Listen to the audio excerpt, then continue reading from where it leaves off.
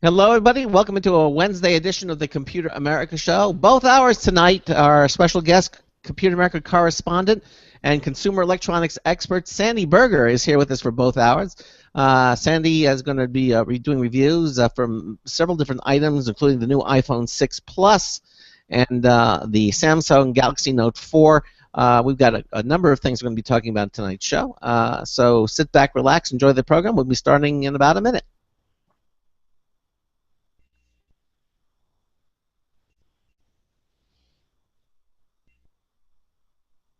1 minute until showtime.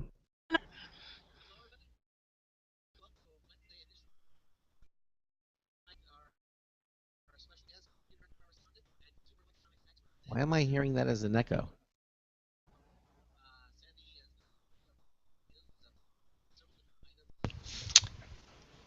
Not on my end. Yeah. Sandy, do you have a speaker or something up or something that I'm hearing? No? Do you have a tab open of something you're not supposed to have open? I don't think so.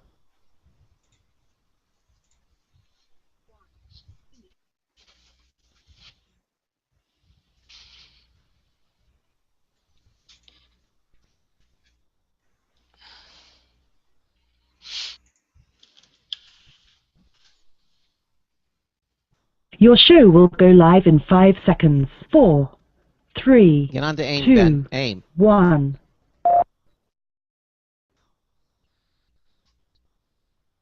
No?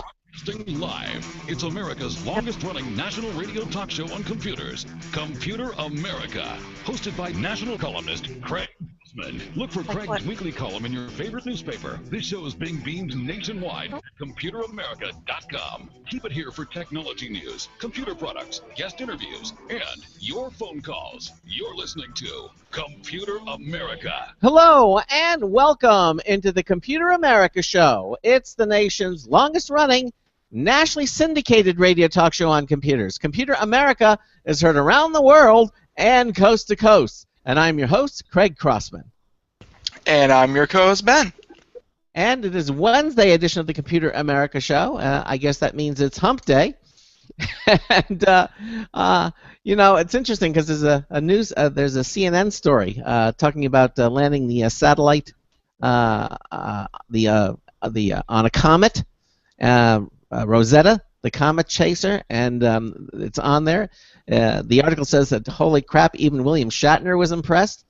But then they have a whole bunch of favorites of people, what they were talking about, and the hashtag, it's hashtag we can land on a comet, but we can't. And then some people would say order a McDonald's breakfast after 10:30 a.m.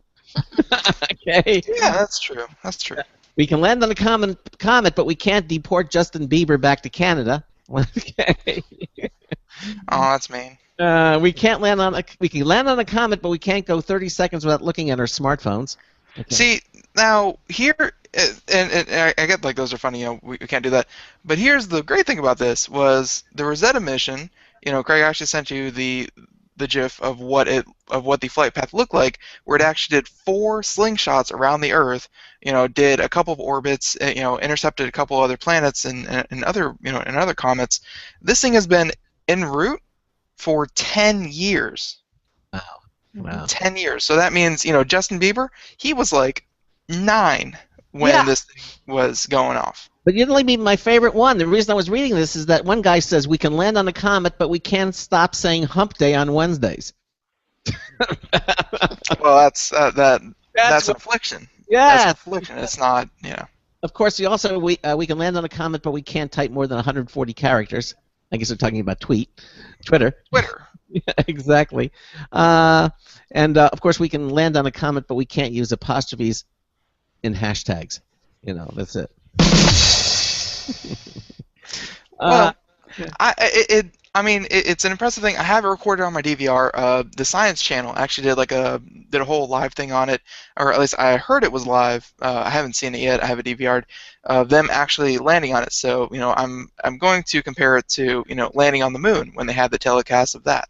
Yeah. So I'm looking forward to seeing that. So don't tell me how it ends, but but we land. We landed. Oh, wow. Well, what But they said they thought the satellite bounced for a moment and went up and then down again. It was really strange, but evidently it it's a didn't. comet hurling through space at I X know. amount of speed. I'm surprised it didn't crush.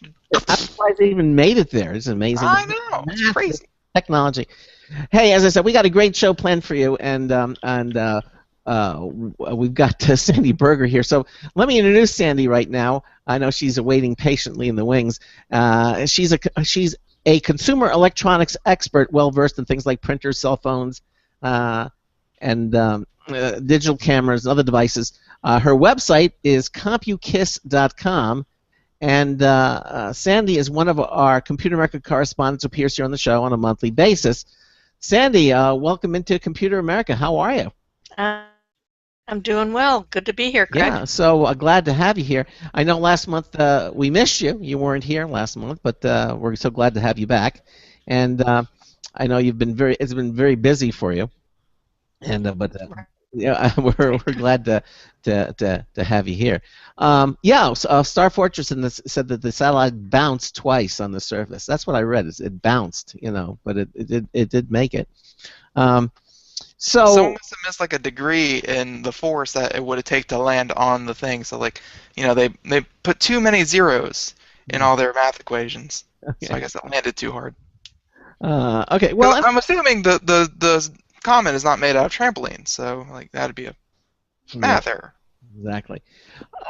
Here's what I want to do. We're going to tell you exactly how to participate. I mean, if you have a comment or a question for Sandy or myself or for Ben, give us a call at 347-884-8881. 347-884-8881 will get you on and get you through.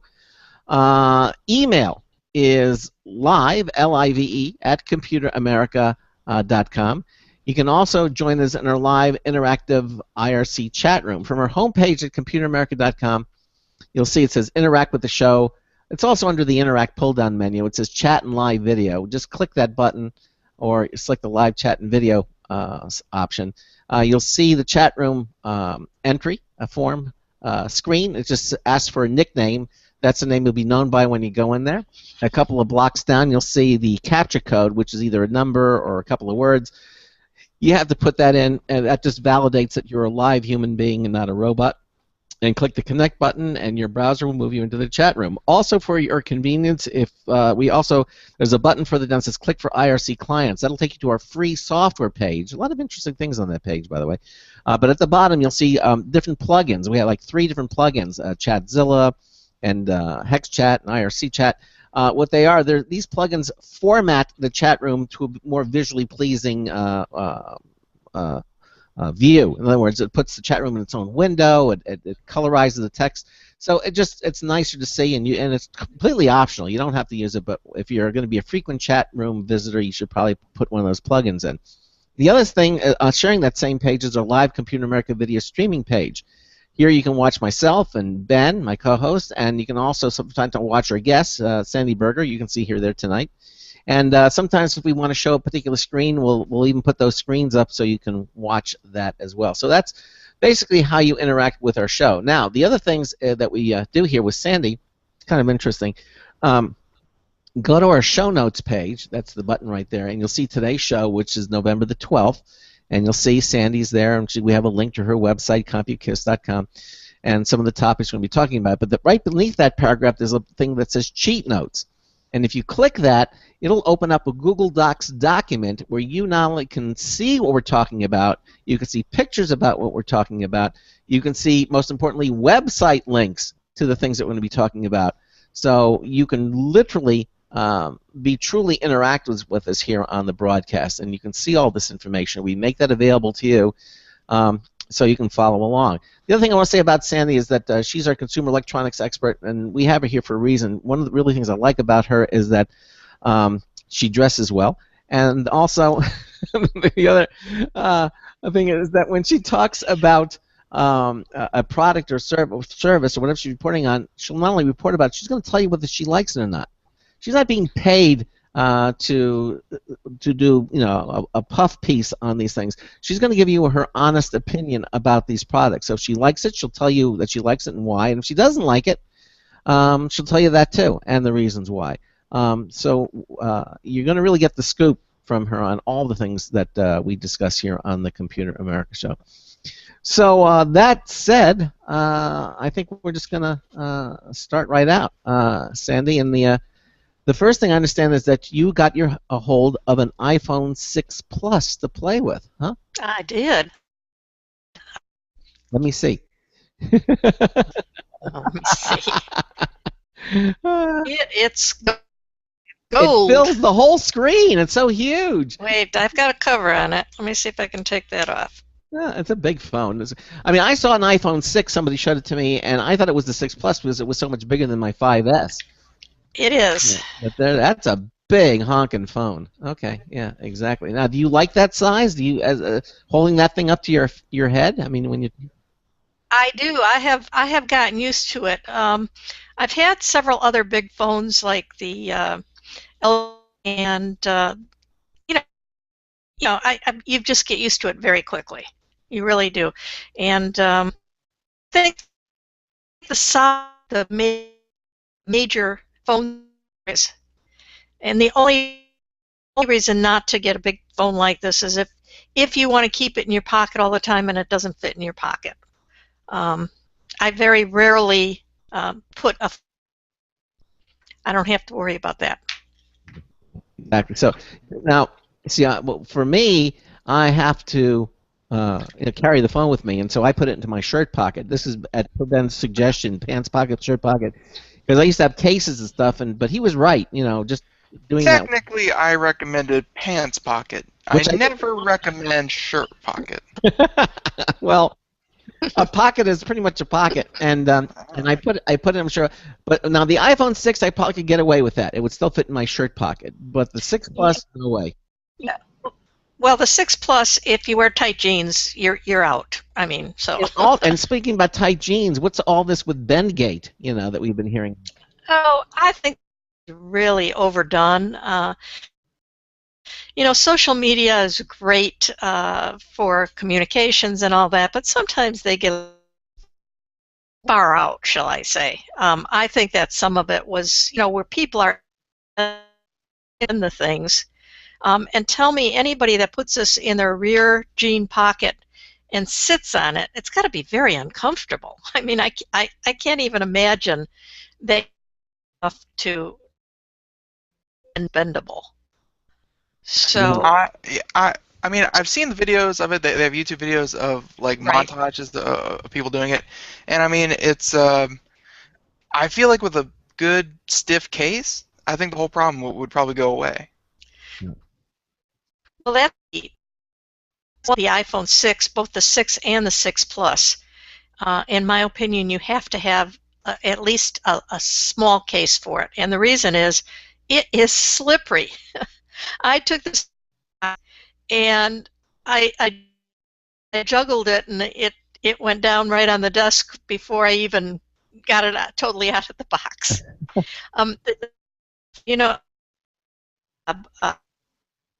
On design, and there's no cracks. I mean, two pieces of metal together or something, but a beautiful, beautiful phone. But the metal backing makes it really slippery. It does. It's for a it's like a almost like a skateboard, And the other phone that's like that is another phone that I like very much is the HTC One. That phone is again very, very nicely present. Metal. It's beautiful, well made, but slippery. So, if you definitely want to get a case for this phone. Okay. So you're recommending a case for the iPhone 6 Plus? Yes, and we'll talk a little bit about that maybe a little bit later. Talk about. Sure. Well, let's talk about the iPhone 6 Plus. Okay, so size doesn't matter in this particular case. I mean, you're happy with it as it is. Have you tried the 6 as well, or just the 6 Plus? I have tried the 6. The 6 has screen, and the uh, is noticeably larger. It really is noticeably larger. But what you get on the 6 Plus is you get a better screen resolution. Yeah.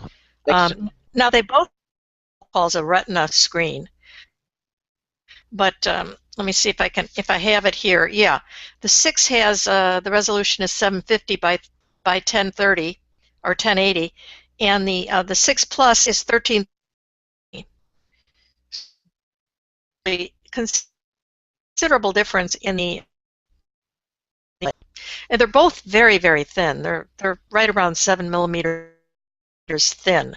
So it's amazing, really amazing what they stuffed into this phone for as thin as it is. Yeah, it is extremely thin. It looks a lot like the iPod, iPod Touch. I remember one of the things when I first saw the iPod Touch, I said to myself, boy, it'll be cool if we can ever get the iPhone down that thin. And now they have. And now they have. Yeah. Now, some people have complained. They've made great strides with the camera. It's the same 8-megapixel camera that they've used in previous iPhones, but they've improved the camera. They've improved the camera software, and some people have complained because the camera picks up just slightly from the back of the phone. I don't know if you guys can see it. Those of you who are in the get it up there to the camera. Okay. But it doesn't bother me at all, and yet some people have bezel. I just throw that out there to mention it. Okay. Now the camera. If nobody tells you about it, you hardly notice. Now the camera is supposed to be superior too, in the fact that it's not a digital zoom. It actually uses optical stabilization. The camera. Yeah, it's fantastic, and the thing takes beautiful pictures. The first 2 pictures I took with it, I was really impressed. Comparing it, say, to the 5S or one of the 5 phones, pictures are just wonderful, and the image stabilization, because it is optical, is one of the best I've seen on a phone. And so, if you have a shaky hand or you have trouble, some people do. I think that the 6 Plus is just for that alone.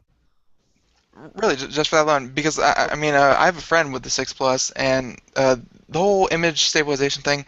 I mean, is that just for panoramas? Because I imagine it would help a lot there. But I mean, is it for all forms of video and slow-mo, and it helps with all of that? It helps with everything, and it helps with the HDR photography in particular, because you get a more stable image. You know what HDR does is it takes 3 or 4 images in a row. Well, obviously, the stiller you keep the camera, picture is going to be. So it helps with all photography. Every picture you take, it helps. Okay, and I mean, I've seen HDR. I never really, realized what that was involved with it. But I mean, yeah, it's really cool. You used to have to yourself. Cameras had to go and take the pictures yourself and superimpose them. Now we've got cameras you hold in one hand that can do it for you. So, I mean, is that process is it going to make photos clearer, higher resolution? I mean, what's the point of HDR? It gives the photos more depth. Yeah, and not only that, the HD now does it with one picture. In other words, the older version, it would take 2 or 3 pictures and then kind of combine them together. They've gotten around that now. It'll take these high-resolution HDR photos with one photo. They've really improved not only the camera itself, but they've improved the software behind it, so they can do things like that, which is a very cool process. Are you impressed with the pictures? I am very impressed with the pictures. I don't think I was going to see a big difference, but the biggest difference that I see visually is that it seems to bring the subject out and blur the background a little bit and that is just in the default settings like that. You just clarity for some reason. Very, very, very nice camera. Would you say that it's good enough that you don't have to take another? I know you love digital cameras, and you always take the. Would you say take iPhone 6 Plus would replace those now, that you can do pretty much anything with that you would do with most of the other cameras? I mean, because they have the slow motion now, and they have the hyper accelerated things that I won't even see on a regular camera. I mean, would you feel comfortable taking this now and making this your actual camera? I think I would for just about everything. There might be some places where you want to have control over the settings and all that. Say you're doing a fireworks show or something like that, and you're used to having complete control of the camera. This camera, but not as much as you do with a full DSLR well, camera. I was wondering about it because I was looking and I was seeing all these additional controls that they had. They actually have fireworks settings, and they have in other words, a lot of things, these specialty settings that they now make available so that you could do that. I mean, right? Yeah. I mean, for the most part, the average person probably everyday camera, and most people do because they carry it with them, and so that's what they're going to use to take out and snap a quick picture. Really? Okay. And it's more than just snap a quick picture. I mean, you can take this for blocking. I mean, you can do some serious photography with this thing. And you can do editing right in the phone, and it's pretty phenomenal. They used to say that people only used 10% of their brain or something like that. Yeah, exactly. That's true. These really high-end smartphones, people are only using probably 10% of what they can do with these smartphones. A lot of people that have Android phones and don't know that has, Hey Google. Yeah, exactly. And people don't know that. They've heard of Siri on the. Don't necessarily translate that to the Android phone. So I think that people are using less than 10% of their phone's capabilities, and that's very, very true with the camera mode. This phone has a great default setting. You don't have to do anything but tap the screen and take the picture. That's the way I think most people use it. But when you get into it, you could spend days just the best way to take photographs with this phone. Yeah, and again, I think that I mean, I would guess even for hobbyists who have their DSLRs and have all their fancy equipment, you're not going to carry that everywhere unless you're a real hobbyist. But I mean, they would know how to use that equipment, and they would usually whenever a phone says, hey, we have a better camera, they can just kind of shrug their shoulders and say, whatever. But I guess if you give them more control, the camera enthusiast would like the iPhone 6 and 6 Plus more than your average phone. Exactly, because they amped the software for the camera. So there's a lot of additional things that probably I haven't even gotten into yet with this phone. It can really do a lot with the photography.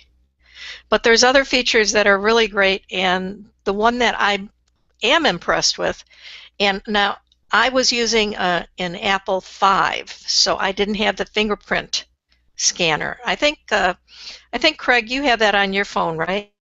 What? Right? You have the 5S? Yes, I have the 5S. Yeah. And this was the first time I tried it, and I was totally impressed with it up.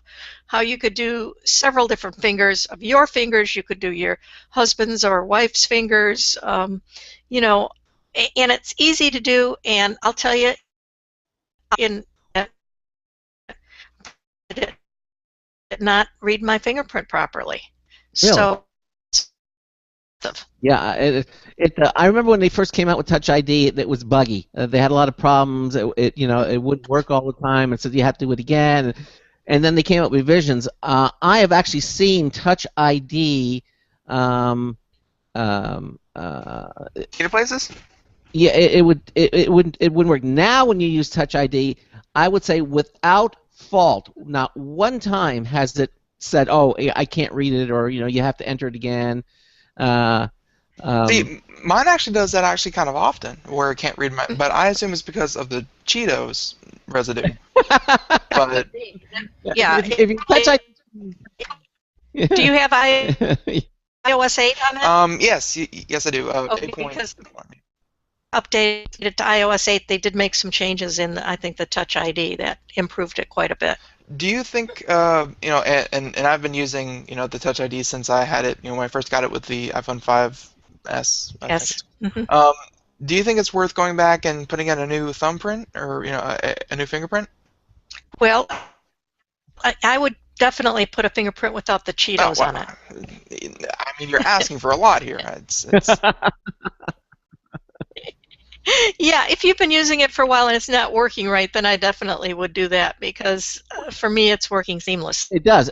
I've used it for time and time again, and I said without a failure. It used to be, I would say, 2 out of 3 times that I would use the Touch ID at first, it would fail. 2 out of 3 times, and that's pretty darn bad.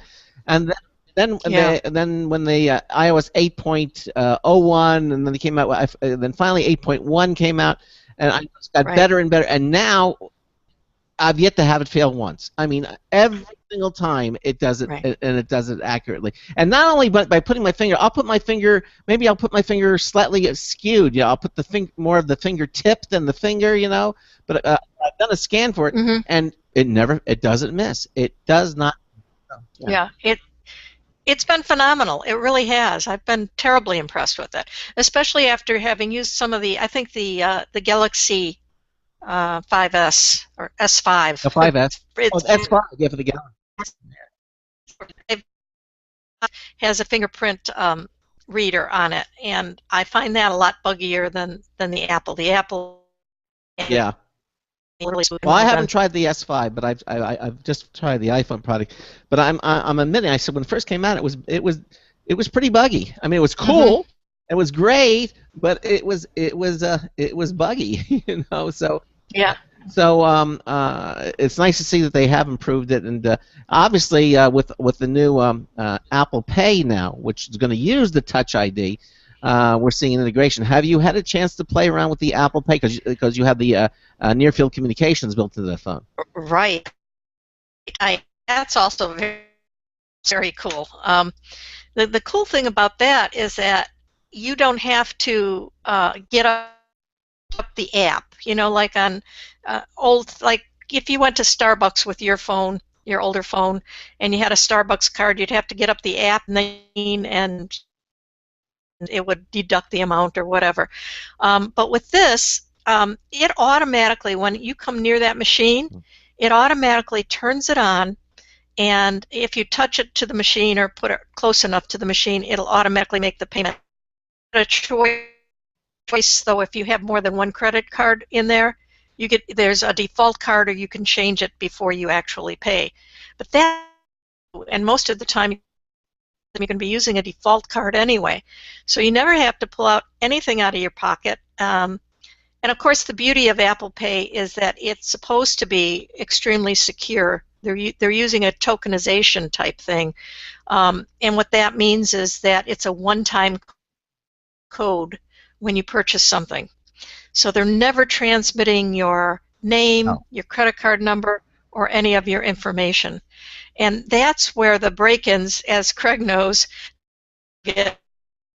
and all those other places took over. I mean, what they got is the information from the registers, from the credit card machines. That's when it was stolen. So Apple Pay should be a lot more secure. Yeah, I'm interested in trying that when I finally get up to the S6. That's something I want to try. Yeah, I mean, in your experience, like, is it easier, or I mean, like, I would figure myself would be so used to, pulling out the debit card and just going swipe, did done. Like, do you find it easier? You have to pull out the card. Sometimes the clerk will ask you for the card, right, and then you'll have to sign your name. You don't have. Matter of fact, my fear is that people will be spending too much money because it's so easy to. I mean, you go up, you put your finger on the home button there, it reads your fingerprint, knows who you are, has your credit card information, and yet you're not putting that out for a hacker to grab. Now, do you think it's going to be convenient? I mean, right now you have to go into your wallet and get your credit card. Now you just grab your iPhone 6 Plus. Your question is it really that much more convenient? Yeah. Well, I can see with the smaller phone, but maybe with the bigger phone, is it going to? Yeah. Is it? More convenient. Much more convenient. Okay. Is it's more secure. Mm-hmm. And as long as they keep the security, if the level of security is what they're saying it's going to be, it's going to be really good. I think Apple Pay is right now thing.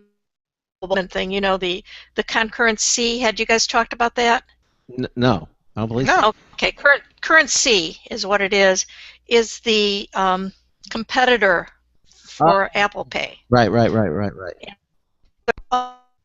Other big companies are buying I that. think they're all going to go. They'll either offer both or they'll go to Apple Pay, because not to offer Apple Pay is denying them consumer purchases.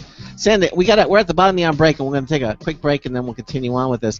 You're listening to the Computer America Show on the Blog Talk Radio Network, on the Boost Radio Network, and the IRN Radio Network. Sandy Berger is our guest for both hours, consumer electronics expert. Got a news tip bulletin review from Marty Winston. That's all coming up. Stay with us. Hey everyone, have you heard about the No hair removal device that's sweeping the globe? If you want to go weeks without shaving and get smooth, professional quality results, here's our favorite host, Cheryl, for No hair removal. Thanks. Hey gals, I love talking about my No. It's this cute little hair removal system that you can take with you and use almost anywhere at home or on the road. No more expensive in-office treatments, painful waxing, and no more wasting your valuable time. Got unwanted facial hair? No has patented thermocon technology that works on all hair and skin colors, so it's perfect for using on all body parts. And now you can take advantage of this incredible risk-free trial. Get the No, the facial kit, a travel case, and a $100 discount shopping card, and you don't risk a penny to try it. Try the incredible No hair completely risk-free. Call 1-800-953-5415. That's 800-953-5415. 800-953-5415. Hi, this is Craig Crossman, host of the Computer America Show. You have important meetings to schedule. Your company's getting ready for its IPO, and you're in charge of the PTA fundraiser this month. So how do you coordinate everyone to be available at the same time? Are you still using emails, phone calls, even text messages to schedule meetings with a group of people? How's that working out for you? Not so great, huh? It's a fact that every day, millions of people suffer from scheduling headaches. Well, with Doodle, scheduling meetings with a group of people is quick and easy. With Doodle, you can easily propose available times to each member. Each one checks off the times that they're available, and then you simply pick the time that works best for the group, all in an easy-to-read display that integrates with your existing calendar. Nothing could be more simple. Give Doodle a try for free, and like millions of Doodle users, you'll truly see how easy it is to find the perfect date and time for all your meetings. That's www.doodle.com.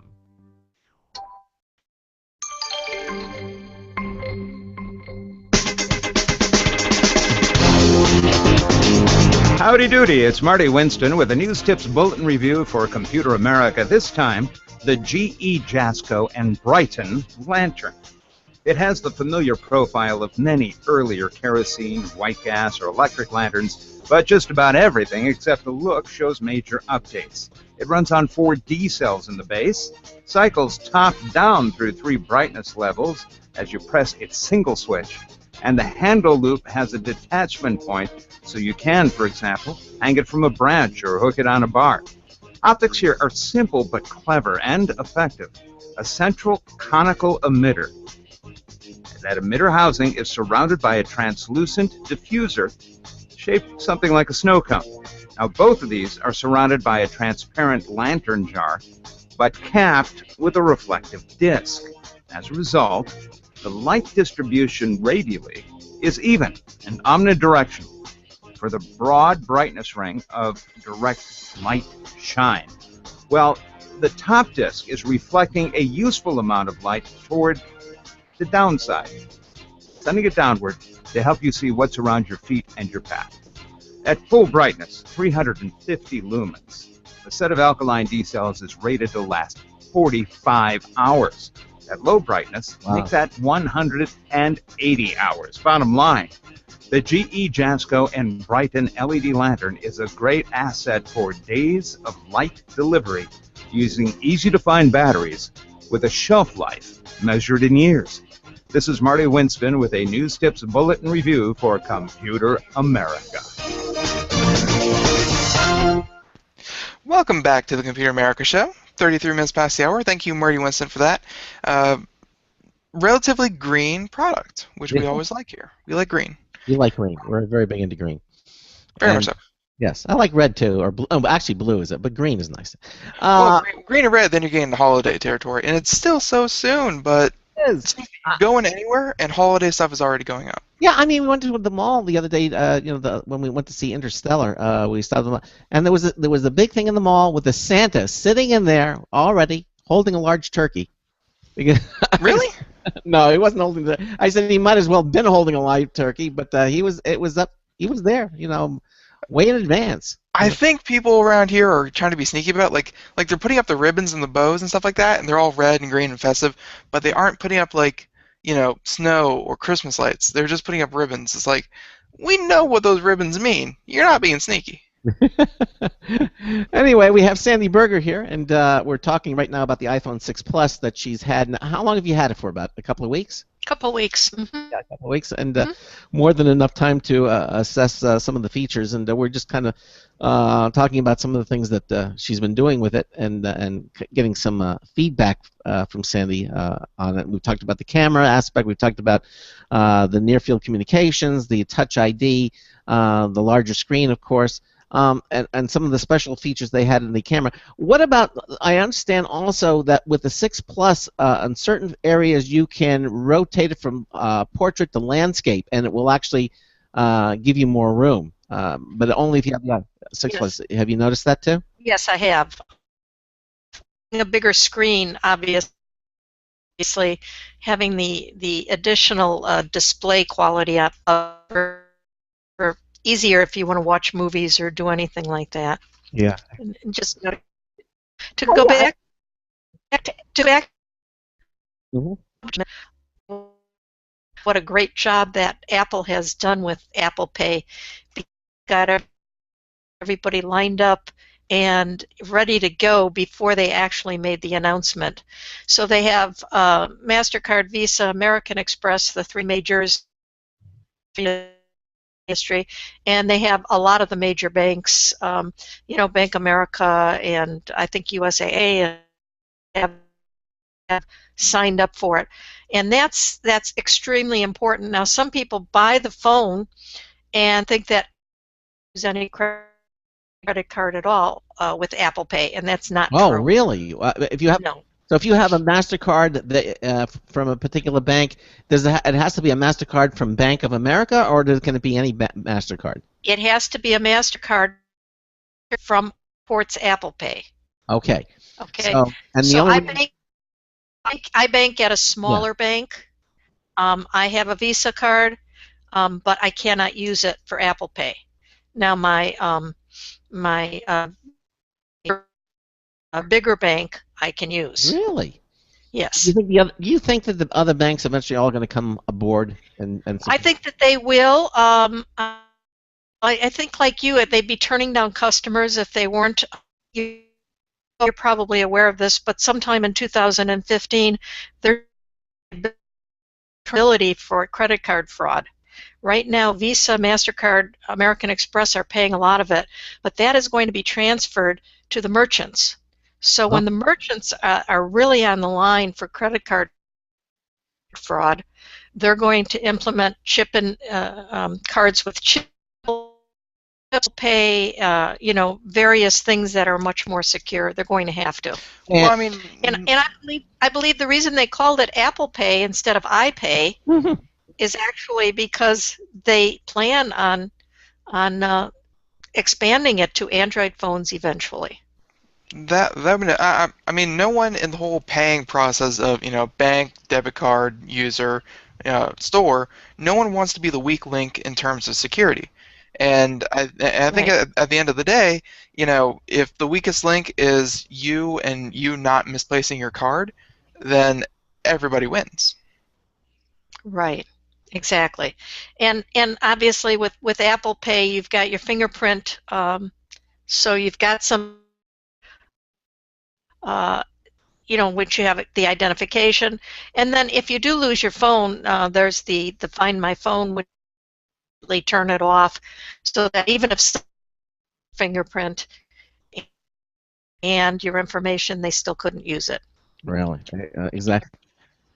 Yeah. So and Apple makes money on every transaction. Not a lot, but enough that it's going to add up for them if they can keep it out there and expand it. And so I think it's going to be very good. Well, And the competing one that I was talking about hasn't even gotten out into the wild yet.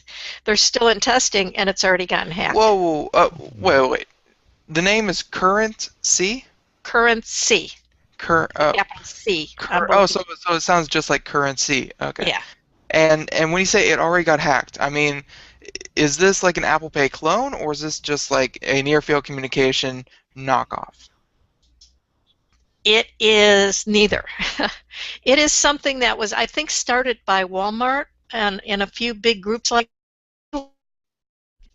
Walmart got tired of paying credit card fees. Okay, they don't like to have to pay money to Visa or to MasterCard or to American Express every month. So they have developed this currency thing, and the idea behind it is actually so that it cuts out the credit cards. So they're not using out the fees, and that's the idea behind it. So it's much more geared toward the merchant than it is geared toward the customer, in my opinion. I'm wondering if Walmart and all these other companies knew about the impending arrival of Apple Pay, or did all this happen with currency before they realized Apple Pay was even out there? The currency things started before Apple. I believe it started before Apple Pay. It certainly started before Apple Pay was announced. So that, because I know Apple keeps things pretty close to the vest. So chances are I would think that what happened is that they really didn't know about it per se, and so they started their own consortium here to make this happen. And now with Apple Pay, here, and it's working and it's incredibly secure. Let me ask you this: Well, if you're using your Visa or MasterCard, American Express, and you go into Walmart, so now Walmart will not only have to pay the credit card company, they're going to have to pay Apple too. So they're going to pay two different. That Walmart is not accepting Apple Pay. Okay. And the other currency thing. So they're not. And as a matter of fact, somebody, I think it was CVS, who was going to take Apple Pay, and they backed out at the last minute because they were supporting the other one as well. But the money that Apple makes on each transaction is a very small amount, but it's also taken out of the credit card companies. So, in other words, and the buyer doesn't pay anything for Apple Pay. Oh, yeah. It's all part of the credit card processing fees. Now that doesn't sound like I can't help but get the feeling that a lot of people are kind of sitting back and saying, let's see how this plays out for the people who do adopt it, because I mean it's do the sales go up? Are people using it? And maybe in 6 months, let's say in 6 months, do you expect people to do you think in 6 months that Apple Pay is either going to be dead or flourishing, or I think it's going to be flourishing. I think it's extremely easy to use. I think as secure as they say or indicate that it is, I think people will get used to it. And the problem with Apple Pay is that it's only on the IFC. I think you can use it on the iPad Air. That you can only use online. You can't use it in the store. So basically, for purchases in the store, it's only the iPhone 6s that you can use it. Right now, that's a very limited number. Right. Now, obviously, as time goes by, and the other phones, and Apple makes more phones, the 6 Plus or the 6S, and then the 7 and all that, whatever that's going to come out. Eventually, these other phones are going to kind of phase out, and there'll be more of them in the field now, and this technology will become available to more and more people. And as you said, also Android phones are going to start adapt because a lot of them have NFC already in them. They just won't be able. Right. Now, do you need the fingerprint and NFC, or can you just use NFC with Apple Pay? Well, with Apple Pay, you recognition. But I'm saying if you have it has to be an Android phone with NFC and a fingerprint scanner. Okay. Oh, you mean if they expanded to Android? Yeah. They could probably expand to Android without the fingerprint, I would think. But it just. But that's a big step for them, and I'm saying that's a little bit down the road in the future. I'm just saying that it's a possibility. Well, put on your consumer prognosticating hat here for a moment, Sandy. Okay. Do you see this replacing our wallets? They've been so many adventures and so many things trying to get the cards out of our wallets. We have Key Ring and these really great little. Yeah, we have Google Pay. Yeah. Do you think Apple Pay is going to have the fortitude or the power to truly bring us closer to this mobile payment thing? Payment nirvana kind of thing? Do you think it's? Yeah. No, I do. I think that Apple has everything in place. Like I said, they've got the merchants they're getting, they've got the banks, the card companies already in line. What they don't have is a huge an awful lot of iPhone 6s. Yeah, they have. They sold, they really have. But they don't have a huge chunk of the market yet with those phones. So like you said, the next iPhone 6 or the iPhone 7 or whatever, before it's going to become more widespread. But I think it's the future. I think it's that Apple and it's the future of mobile payments. The next will be the iPhone 6 and the 6S and the 6S Plus. Or maybe the iPhone 6 Plus. No, I think we're going to stick with the S because they use the S in every generation, so they're going to probably stay with it. So the next one. Yeah. The iPhone 6 Pluses, and I mean, well, because look, when you say 6S, no, I remember this now. We did a story about market share, not a week ago, maybe 2 weeks ago, and how Apple, even though they're everywhere, they have great advertising. People always say, like to some people, a smartphone and iPhone are interchangeable words. I mean, they're one to another, but the actual market share is that Android controls 86% of the smartphone market. So, if stores really want to implement this, in reality, if it's just Apple Pay and just iPhones, and of course, poor little Windows Phone is bringing up the rear with 3% of the market, maybe 2%, and Apple controls something along the lines of 9% of the market. So, and that's why I'm saying, in order to really make this work, they have to, at some point, expand it to take in Android phones as well. Look at it anyway.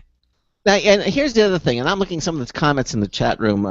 Some people, one uses, Jack says, Apple Pay still sounds too much like Pig Latin, or something. The point is, there are always going to be people who are going to be resistant. I mean, I still go to the grocery store and in the express check lane, and some older person will come up and haul out a checkbook.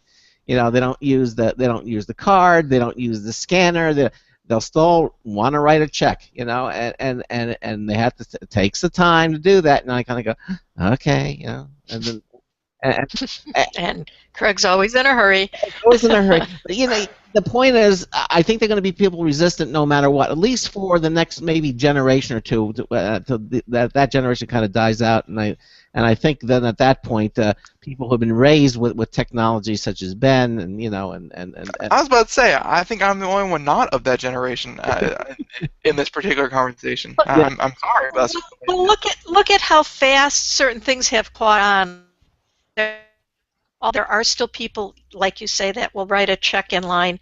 Very few people write checks anymore, and I'm talking 50-somethings, 60-somethings. 70. They're used to ATMs and things like that. So to me, the Apple Pay, the idea, and I don't think that the idea is too far-fetched for people like that. Yeah. I mean, it's inevitable. You're right. The people I see pulling out their checkbooks are in their 60s, 70s, 80s. You gotta point these people out to me. I have not seen anybody who's 20 or 30 pull out a checkbook at a grocery. Don't have a checkbook. They don't want to carry. I mean, it's like Ben. Ben is so resistant to checkbooks. I mean, when I went to school. I remember when I was going to. One of the first things we had to do was learn how to use a checkbook and balance a checkbook. I mean, that was just how it worked. But my goodness, you're that old. That old. But I've adapted. It's not a problem, and I love this stuff. But I still think that. Yeah, go ahead. Like, no, you keep saying that you see people who pull out checkbooks. I live in South Florida. There are statistically a larger proportion of the elderly where I live in South Florida. Nonetheless, it's warm down here. Old people can survive longer. It's just nature. And even today, you see people using debit cards left, right, and center. I think you guys are talking about the far off future where people are embracing this. At least where I'm from, the older generation already have. They're not afraid of this technology anymore. Well, yeah, I think you're absolutely right. I have to say, maybe if they pay bills through the mail, they're the ones who write the checks and send the checks in with a letter, paying their bills, using checks. They do that, but they won't go to the average, convenience store with a line, and they use debit cards. Let me tell you. Let me take it to the next level. I have actually spoken to two. All right. I was with a gentleman in the car. He was a driver for the car I was renting, and I was talking about the internet and everything. He said, and he made the comment. He says, "Well, I don't use the internet." I said, "Oh," I said, "What do you use your computer for?" He says, "No, I don't own a computer." And at that point, so I tried. I said, "Well, what do you need to find information about? How do you go out finding information?" He says, "Well, he says I'll go to if I'm looking for classifieds, I'll go in the newspaper." And he was completely resistant. So and that was fine. Then there was an older woman who pulled out a checkbook, and I was as nice as I could. I said, "Have you ever thought of using?" I pointed the thing, trying using a debit card. She says, "No, I don't like those things. Never will." I mean, it was the typical response I thought I was going to get, and I got it. So. I was trying to be nice. I think she thought I was trying to be a little snippy, so she was a little abrupt with it. But I was trying to be the nicest I could. But she said, I don't understand those things. I don't, and that was it. And did she call you a whippersnapper and shake her fist as butterscotch just fell out of her purse? Pretty close, pretty close. So there are some people that are just resistant to it. Well, there are always going to be some people who are resistant to it, but I will say that I do computer consulting in my local area. So, and I used to have a crew of like 5 guys that worked for me, and we did a lot of businesses around town.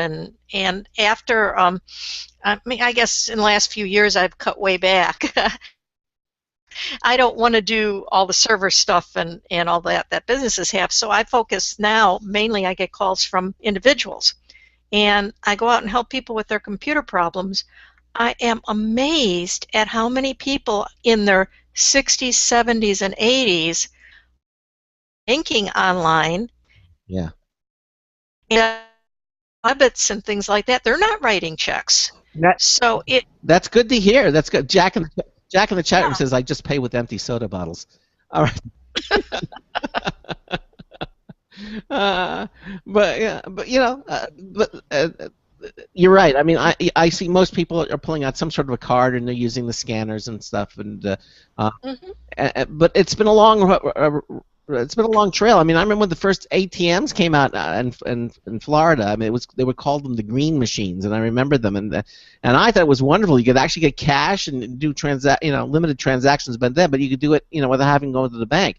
And I think maybe the people that you're talking about have realized that they don't have to get in their cars, or a car might not be convenient for them, or they might not even drive anymore, yet they can still do their banking and shopping and without having to leave the house. That's going to be convenient for them. I would think that would be a huge convenience for them, you know. Yeah, I think so too. And what I get a lot with the CompuKiss website, on my CompuKiss website, I do a lot of kind of helping people, explaining how things work and all that. And you don't know how many times, Craig, I get an email or something from people who are younger who are saying, thank you, thank you, thank you, because I sent my parents to your website to learn how to do this or to learn how to do that. And so the kids are also encouraging their parents, their grandparents, to get into this. And some people are refusing to get into it, but a lot of them are accepting it. Yeah. I think you're right. I think it's just although some might be resistant, I think maybe a lot of them are realizing, you know, that in many ways it gives them their independence back, because they may not be able to drive or easily drive to where they want to, but they can still do their shopping and have things delivered to them, and you know, why get in the car if you're not, you know, if you're don't have if you don't have to, right, and get the things that you need and have it delivered to your door. What a wonderful thing, you know. It's a big convenience, and I think that's what the mobile payments is going to become. It's going to be a big convenience to people, even though it's not that much easier. It's still a convenience. Yeah. Well, and I think that's what they try to do with the mobile wallet. You know, some of these apps like Keyring. We've had them on the show a couple of times, where you can put all your loyalty cards and you can put your credit cards, and I use that now when I go and I go to, you know, PetSmart or something. I just haul it out and just show them the loyalty card, and I get the credit for it. It's really much easier to use. And that's one thing that Apple Pay does not have yet, and I assume that's going to become a big thing. Was in Panera to make a payment with Apple Pay, and I card there, and I said, well, does this mean the loyalty card? No, it doesn't. So you still have to either give them your phone number or your loyalty card, or, you know, your keychain or whatever. Yeah, you can put the loyalty card though on your Keyring, which is the app for your iPhone, and you can have the loyalty card there, and they can scan the card there, and then you can use Apple Pay. So you still use it. You could have it all in the iPhone. It just won't be one smooth motion. Eventually, I'm sure Apple Pay will incorporate the loyalty cards, and so when you do it, it'll identify it once. And I'm sure that's down the road a piece. But for now, you still don't need the loyalty cards. You can actually do it from your phone. You're right. And you know what I've also noticed is that so many of the merchants, at first, their scanners wouldn't read the iPhone, the image, you know, and then as time goes by, they say, okay, we've updated our scanners now, and now we can scan the phones. I don't know if you've ever seen that or run into that, but I know I have. A number of stores that couldn't scan the phone, they would say, oh, well, we're having problems with. Now I go back to them, they say, oh, no problem, because we upgraded our scanners. So, yeah.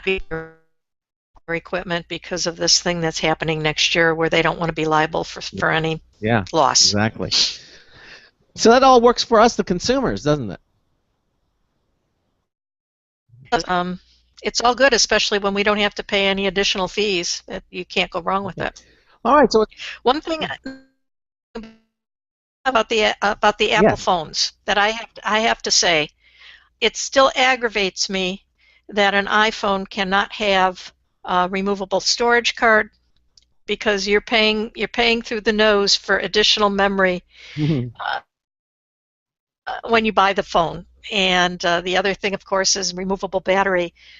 Even though the iPhones, matter of fact, all recently have,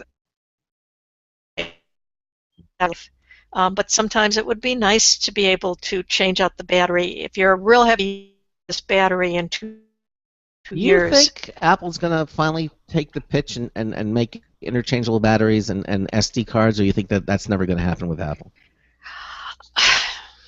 You're really asking me to tell the future now. I think they're going to keep it just the way with it.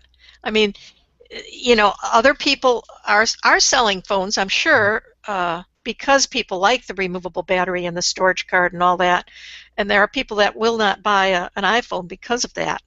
But there are millions of people that will buy an iPhone, and as long as those people still buy it, Apple has no incentive to give them something like that, which all it does for Apple is it makes their phones last longer, and they don't want their phones to last longer, No, do they wanted that planned obsolescence.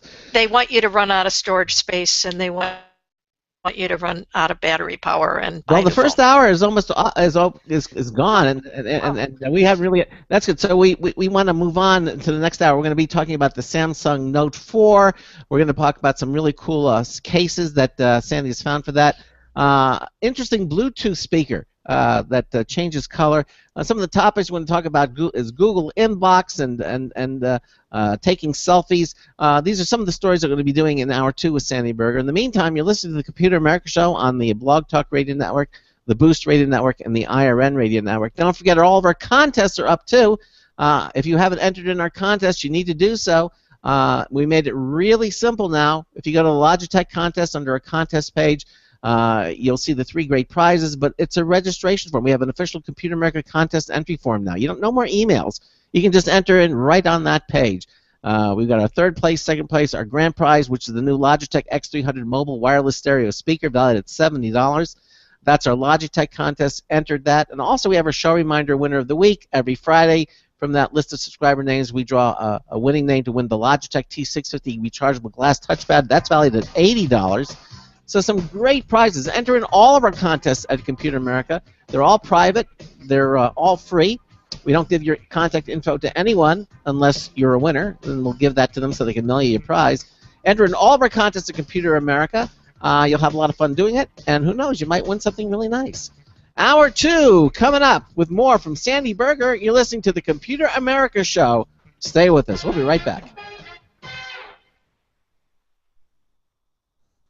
Broadcasting live, it's the only national radio talk show on computers to air every weeknight. Computer America, hosted by national columnist Craig Crossman. The first hour's behind us, but there's still more of tech news, tech talk, and your phone calls. We're being beamed nationwide at ComputerAmerica.com. You got computer problems? Bring them on. You're listening to Computer America.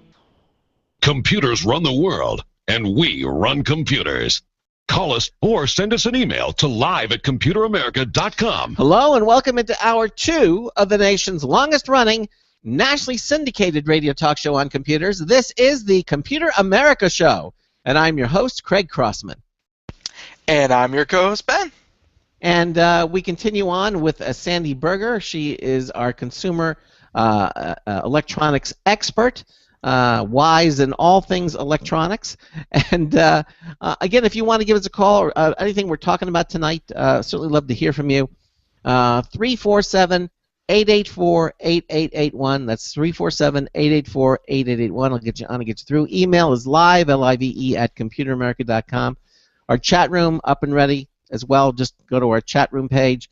And also showing that page is our live Computer America video streaming page. All the different ways you can interact with us. Of course, go to our show notes page at ComputerAmerica.com. You'll see today's show, November the 12th. We have our cheat notes. You click on that, you can see everything that we're talking about tonight with Sandy in a Google Docs document. That all happens automatically. Just go to our website at ComputerAmerica.com. Everything we do on the show is referenced there, and you can find and do anything you want. If you missed the show, you can go to the archives, pull-down menu, and listen to. It gives you all the links on Blog Talk Radio and Apple's iTunes, all the different ways you can listen to the show at your own leisure. Keeps you, and by the way, the show notes keeps you from having to pause, pause the show, write down, what was that, rewind a little bit, write down what it was. If any relevant links can be found in the show notes, so you don't have to spend the time trying to write them down. That's right. That's right. And especially when we have Sandy on, we have in addition to the show notes, we have the cheat notes that are there too, so you can actually see all the places and the websites and links, and it's all there for you. And I work very hard on those notes, so I want everybody to go take a look at it. Yes, she does. Okay, so So in the first hour, we were pretty much talking about the iPhone 6 Plus that Sandy's had a couple of weeks to play with, and gave you, if you missed it again, he said you can hear the archives. We want to move on now to the next item here, which is the Samsung Note 4, and this is I guess a competitor to the Apple. Mm-hmm. Great. All right. So now you've had some time to play with this too. Which do you? Should I start off and say which do you like better, the iPhone or the Samsung Note 4? They are probably, out of my top 3 phones, they are 2 of the top 3 phones for 2014. Wow, that's saying something too, because there's a lot of phones out there that have some pretty cool features, you know. Yeah, really. And they're both big, though. They're both big phones. Which is bigger, the iPhone 6 Plus or the Samsung Note 4? The let's see, the iPhone is 5.5. It's 5.7 inches. But for those of you that are in the chat room, I'm going to hold them up here. Oh yeah, look at that. They're almost identical. You can barely tell the difference just looking at them. That's true. That's true. Same size, same size bezels and all that. The thing that the Note, and they're known for this. This is their 4th generation Samsung Notes. I was impressed when I saw the 1st generation, but they've really done well with this. Biggest difference is that this has a stylus that comes right out of the bottom. Right. I remember. I remember Steve Jobs' keynote when he was introducing the iPhone. He says, "Oh, we're going to have a stylus." A stylus? Yuck! Nobody likes styluses. I remember saying that. And this, you're going to use your finger. You know, it's something you already have. You always have with you. So you do use your finger, but it's hard. And the really cool thing that Sam is, number one, is to have the stylus so you don't lose it. Hopefully. You can put it right into the phone. You don't even know it's there. But when you remove the stylus, up pops the software right on the screen that you can use with the stylus. So it pops right up, and there's air commands and text things that you can do, all sorts of nifty things that you can do with the stylus. Once you start using it, you can very easily get hooked on it. Really? Hooked on stylus. Yeah. Hooked on stylus. It has the Note 4 has a very nice camera. It's got a 16 megapixel camera. Now, you know, I don't believe that megapixels mean a lot. Right. Yeah. It's again a very nice camera, and the front-facing camera is 3.5 or 3.7 megapixels. Phones, at least up till now, the front-facing cameras have been really stellar. 1.5. 7 means if you do a lot of Skyping or selfies, you know, that sort of thing. Now, this is obviously going to happen. I mean, after you discuss this phone, the question is going to come up, comparing these two. That's the Note 4 to the iPhone 6 Plus, and which would you? I know it's the top 2 phones. But you don't walk around with 2 phones. If you have to pick one phone, which one are you going to pick? And I guess we'll ask that after you discuss this phone. Okay. Let me tell you some of the nice features about this phone. It is not as well constructed as the iPhone, if we're comparing. I mean, there's just a little tiny crack where the bezel comes to the, you know, nothing that upset about. But if you compare the two, the iPhone is better made. And the iPhone, except again, it's slippery. Now this has a plastic backing, but I have been using this for a week or 2, and I have never dropped it. I buy a case for it, or I have to buy a case for it. Did you drop the iPhone 6 Plus? Same size. Did you drop the iPhone 6 Plus? I dropped the iPhone 6 Plus, taking it out of the box. That's right. Oh, okay. But yeah, that's how slippery it was. And several times after that, just kind of hands. I didn't feel comfortable handling it. Let me put it that. I'm not that klutzy, really. The Samsung. The other thing that Samsung has done is they have have drawn back a little bit on their Samsung overlay. Remember the Sense overlay that they put? Yes. And this still does have S Voice, which you don't need because Google Voice is better. Things like that have reined that in a little bit, so it's easy to use. It's not the things that they have added are pretty nice features, so I do like that. All right. What do we need to say about it? It's Android 4.4 KitKat. What's the latest Android? Lollipop. It's out now, but I haven't seen any phones with it on yet. Okay. So I'm anxious to look at it rated very quickly. Again, it's got a good battery life. It's got 3 gigs of RAM. It's got a battery, but you can buy an extra battery pack. A little case for the battery and a way to charge it up so that you have it charged all the time. So if you're a real heavy user, this is a nice phone to have because for like $40 extra, you can battery and change it out really easily. And it takes a memory card. What does it take? A micro memory card? Up to 128 gigs. Got it. Okay. Which you'll pay extra for on the iPhone. All right. So, can I back up to the iPhone 6 again? There was something I forgot to mention to you, and I was kind of curious what you knew about it. And this works with the 6, but it also works with the some of the earlier version phones with the iOS 8.1. There is a setting on Siri that if you ask her a question, but if you have the phone docked, in other words, it's in, it has power, and then you say, "Hey Siri, what's the time?" Which I just did. My phone just comes up and it tells you what the time is. I don't have to touch the phone. Just right. Were you familiar with that ability? Yes, that's a new iOS 8. There's actually the software we didn't even touch on. There's some really nice features in iOS 8. I like it a lot, and you can use it on the. However, I will say I've had a lot of people that have either bricked or really screwed up their iPhone.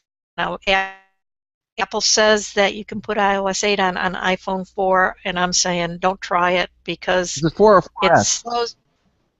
The 4S, I guess it is. Right. It slows down the phone, Yeah. And in many cases.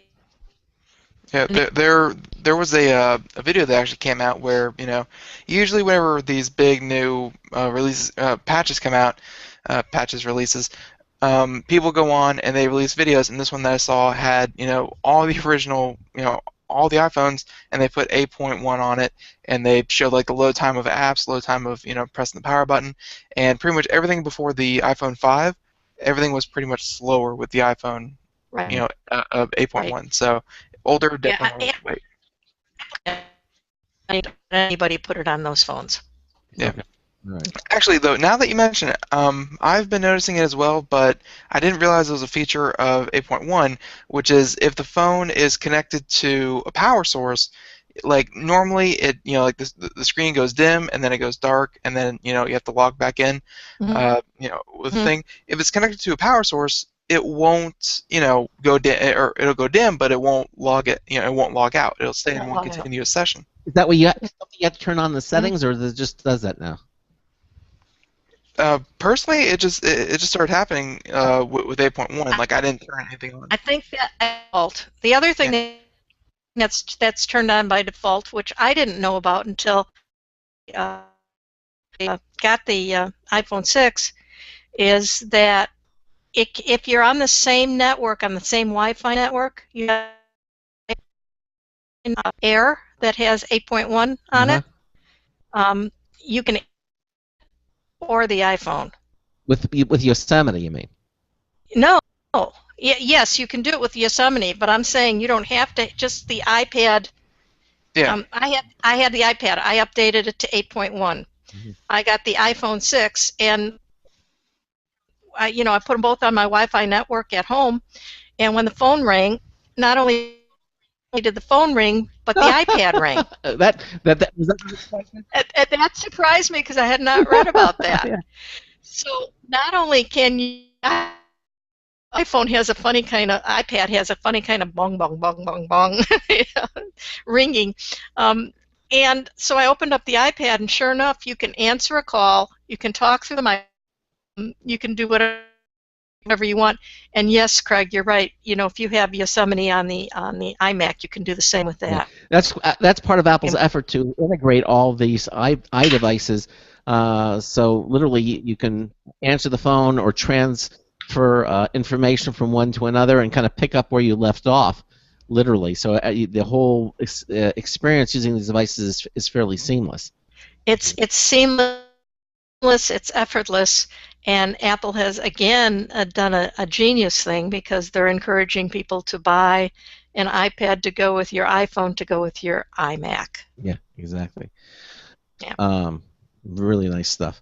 All right, so getting back to the Samsung, we can't get away from Apple. Getting back to the Samsung Note 4. I guess go ahead. Go ahead. Well, no. I was going to say, you're going to ask me which one I like better? I wanted you to finish with anything you would talk about the Samsung Note 4. But if you're finished with it, then I would ask that of you. Yeah, I'm pretty much finished. The iPhone is thinner than just slightly thinner than the Note. The Note has some features I really, really like, but if I had to go out and purchase one, I would get the iPhone, and it would probably be because of the Apple Pay. I was going to say why. So the Apple Pay was the deal breaker. The Apple Pay would make the difference for me. Yes. Did your camera go off, by the way? I don't see you now. I just see you for some reason. Okay. Yeah, I don't. You know what? I see your logo. My camera fell down. Oh, your camera fell down. And I didn't know what it was. Okay, there it is. I thought you fell into a black hole. She's putting it through the paces of the impact test. It's very very critical. I am not lucky enough to have a camera. I have a little camera. That's fine. There. Okay. All right. All right. So there it is. So Sandy Berger said if she was going to get one between the Samsung and the iPhone, she would probably go for the iPhone 6. Now, have you experienced any of the bend that we've been in Bendgate? Apple said it only happened to 6 phones, and then Ben found a video they're showing some 300 phones.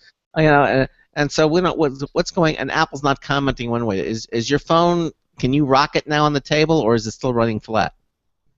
It's still flat. Yeah.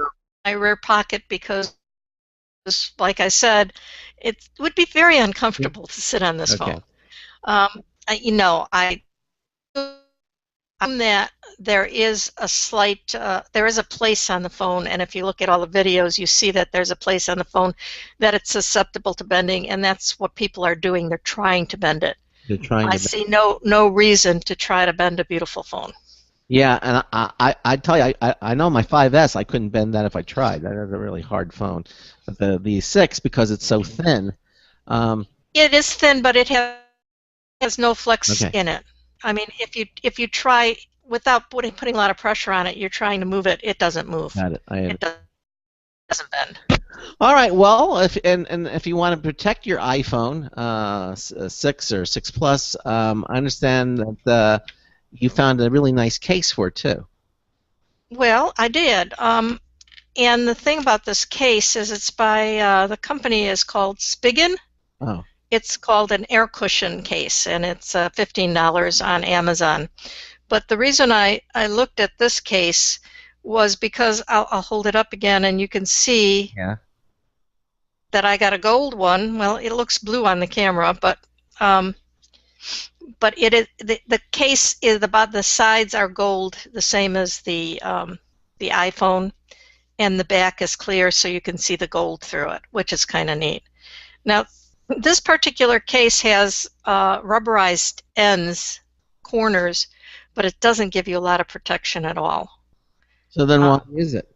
What it does, though, is the iPhone doesn't slide out of your hand. Okay, so is there gives you grip. Is there any plastic, a clear plastic on this case, or is it just the material around the edges? The back is clear plastic. It is clear plastic. The front is. It has a little rubberized around the edges. By the way, just as an aside here for a moment, Ben, I went ahead and tried what you said. I had my iPhone 5S. I turned it on, and I left it on, and then finally it went dim. I think I have it set for 4 minutes or something, and then after another couple minutes, it turned off. It's on a power source. So that might be something you have to set in the settings. Maybe. Yeah. Well, it's just something I've been noticing. It's just, I could be on a phone call, I could be, on like a texting screen, on an app. Doesn't matter what I'm on. It's just as long as it has power, it's not going to shut itself off. Maybe because I have some sort of non-power saving setting turned off. Well, I can't. I'll have to look into it and see if I can find it, because right now. I mean, if we're talking green here, I really don't see how many trees in the Amazon forest an iPhone staying on is going to kill. But I mean, it's a nifty feature. Yeah, if I can find it, because right now mine doesn't do it. In other words, if it's in the dock and it sits there, and then after a while it dims first, and then after another minute or so, then it goes off. The other thing that I found out, and I think it was a bug, and I think I reported it before, and I think it's gone away with this, but for a while, when I would take my iPhone one time and I would put it in the dock, and it wouldn't come on, and I thought the dock was broken, because when I would unplug it from the dock and plug it directly into the power, it would work. So obviously there's something different about the dock, and then when you just plug the little power cord into the iPhone directly, it was really weird. So okay, the dock is broken. It went down to my other one on my computer, plugged it in, it didn't work. So I said, okay, this can't be the dock. Something else is going on. So I just did a soft reset to the phone, just holding down the power button for a few seconds and then powering it back up, and it worked. So I figured, okay, there's a bug in there. So then the next iteration of Apple 8.0.1 or something came out, still did it. It happened again. Now with 8.1, it hasn't happened yet. So maybe and I haven't seen anything about it, but maybe they took care of it. Did you ever notice that, Sandy, that that it wouldn't work? You put it in? Never had that problem. That happened to me a couple times. Oh, well, go figure. All right, so this is the first case, the iPhone 6 Plus case from Spigen, $14.99. It lets the gold colors shine through, but doesn't offer much protection. I guess it just makes it so it's less slippery, is what you're saying. Exactly. So I guess it would be a good phone if you do want to keep it, a good cover if you do want to keep it in your pocket, because it can still slide into your pocket. Exactly. All right. Well, then let's move to the next case. You found another case, and this was.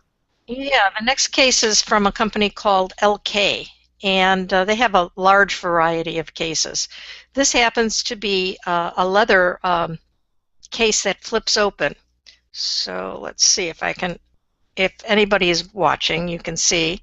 You have a place for credit cards over here. Nice. Money, whatever you. It also acts as a stand. So you stand it up. Okay. Portrait or landscape, either way. Yeah, and then you. What do you mean? Magnetic. What do you mean if anybody's watching? We got a lot of people watching. All right. Well, it's a radio show or a radio type show, so I know people can see, but yeah, I don't know. Well, and not only that, there's a video archive, so everyone can see it forever. Can see it again. Wide variety of colors. The one I got happens to be purple, and it's called PU leather. Do you know what PU leather is? Sticky leather. What is that? Faux leather. Sticky leather. It's obviously got to be some sort of faux leather, because this only costs $10. So I don't know, but it feels like real leather, and it looks like real leather. PU leather. I want this is not an Asian product, because that would sound like they don't realize that PU in English means exactly what it says. But all right. I was going to look it up, and to tell you the truth, I forgot to look it up, so I don't know what PU leather is. Leather. See if anybody in the chat room knows what PU leather is. We can come up with a whole bunch of things, but our friends in the chat room, I'm sure, can get very, very creative. Now, this is are you a purple person, or did they just send you a purple one? They just sent me a purple one, but I do like it a lot. Yeah. I'm sitting here in an orange jacket, And a All right. purple. Exactly. All right, I got Now, this. Yeah. Real quick, biecast leather, also known as biecast leather or PU leather, is a material made with a split leather backing covered with a layer of polyurethane, hence the term PU, which is applied to the surface and then embossed. So it is leather? So it's leather underneath, and then it's polyurethane on top with embossed design. Well, I guess that makes it them able to use a cheaper type of leather than a totally finished leather. Anyway, it looks real good. Now, the only thing about this case, which I found very interesting, is inside, and you won't be able to see this even though I'm going to show you right here, it's embossed I see it. with a design. Can you see it? Yeah, clearly. Now, on some of them, I looked on the website, and some of them, the embossing was white, so it was really, really stood out. Well, this says, if I can read it, let's see, quality. Oh, I can hardly read it. Maybe that's why they want to put it in white. The other one, so you can read it. Quality matters. Perfect. Of the, I don't know. I can't read it now. It's sort of like a seal of approval. Yeah, no. Quality creates perfect. Something or other. The soul of the brand. Oh well. Can't read it. It makes no sense. Whatever it says inside makes no sense to me. So I don't know. It's very nicely done. Is it made in It's got a little scroll design. Obviously, it's not made in America because what the scroll work says doesn't not make any sense in English. Okay, so lost in translation. So, do not put them out. yes, but for $10, can't go wrong. Yeah. Will it protect your phone? It will protect your phone. It doesn't protect all four corners, but it does have, so it stands out a little bit on the corners. These two corners are obviously totally. Will it protect your phone if a truck runs over it?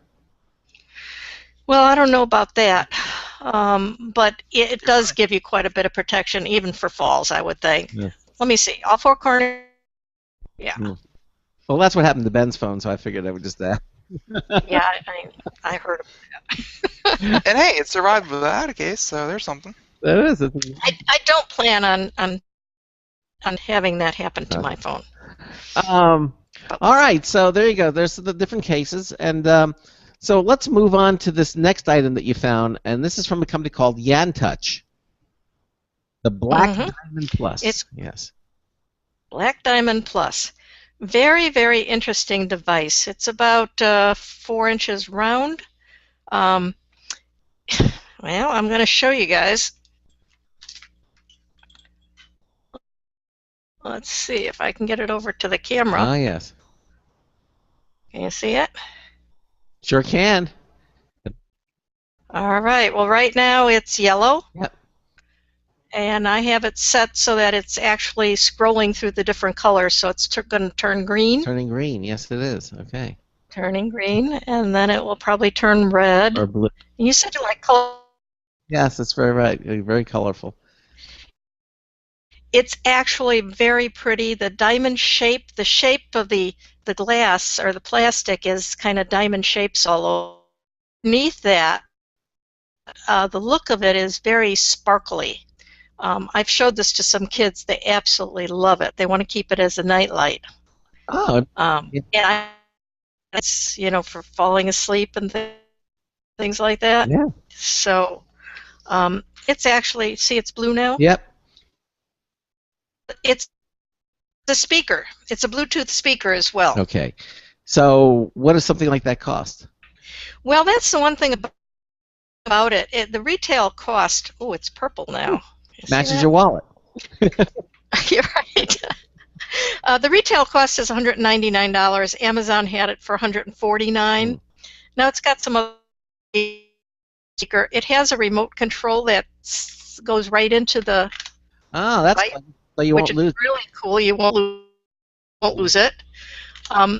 It not only syncs well with your or easy phone or whatever you're going to use to play music, but it also vibrates to the music. You know, syncs to the music. Oh. And there's 3 settings. I think 2 were called rock and 1 was called slow. So I don't know. It does vibrate very nicely, and it's cool. You can change the settings. You can have 3 or 4 colors at one time, and the sound is good. I have to question whether it's $149 good, though. To be honest with you, the bass is very good. It's a stereo sound, but it's not a bass like Beats. You know what I'm saying? It doesn't have that real depth to it. Now some people, some don't. So that's a personal thing. Well, I mean, if you're going to put it somewhere where, you know, you're going to try, like, if you put it somewhere that you're entertaining, you kind of want the bass, you know, because that'll help it, especially in loud environments, for the sound to carry. But if you put it somewhere that you're relaxing, you know, let's say that you put it, you know, in your bedroom or maybe even like a movie room, the bass is just going to interfere. Really is made for a small, maybe a small party or really a nightstand type thing, because you can also set it so that it wakes you up to the light, so the sun acts like the sunlight and comes up and kind of tries to wake you up that way. It's got a built-in battery. It's easy to set up. Yeah. And the battery lasted me 7 hours, which is just what they said it was going to. So it also has an app that you can set. And the app, let's see, it's called Bedtime Social. All right. And you can do various things with that. So it's a really cool thing. Nice present, actually. All right. The kids will love it. We're going to take a bottom of the hour break, and we'll continue on. Sandy Berger is our guest for the remainder of the show. You listen to the Computer America Show on the Blog Talk Radio Network, the Boost Radio Network, and the IRN Radio Network. Stay with us. Be right back. Looking for a best friend? Brother Wolf Animal Rescue has your best friend waiting just for you. The mission is to protect and enhance the lives of companion animals and the people who love them. Their no-kill rescue shelter is open year-round, making it easy for people to adopt their best new friend. This year, Brother Wolf will find homes for over 2,400 orphan dogs, puppies, cats, and kittens. All have ended up as an orphan through no fault of their own. Brother Wolf has created a safe, nurturing environment where these special animals can heal emotionally and physically until they find a lifelong home. Their life-saving transport program brings dogs and puppies from overcrowded shelters in the south to rescues in the north where homes are easier to find. Brother Wolf Animal Rescue is a 501c3 organization. To learn more about their life-saving work and to make a donation, visit their website at www.bwar.org. That's www.bwar.org. Help to realize Brother Wolf's vision when no animal is euthanized for lack of a home. Who's a good boy? Don't complain about your cable bill going up and up and up. Do something about it. Grab a pencil and jot down this special number, 1-866-663-MY-TV. The more cable TV rates go up, the better digital satellite TV looks. So, disable the cable and get more of your favorite channels in 100% digital quality for less money. Call 1-866-663-MY-TV right now to sign up for packages starting as low as $19.99 and up to 4 rooms. And there's no equipment to buy. That includes your free HD TV upgrade, your free DVR upgrade, and your free professional installation. And the best part, the pristine digital picture and sound. Call 1-866-663-MY-TV. So, what are you waiting for? Pull out your major credit or debit card. Call 1-866-663-MY-TV. 1-866-663-MY-TV. Disable the cable, cut costs, and get more. Call 1-866-663-MY-TV. 1-866-663-MY-TV.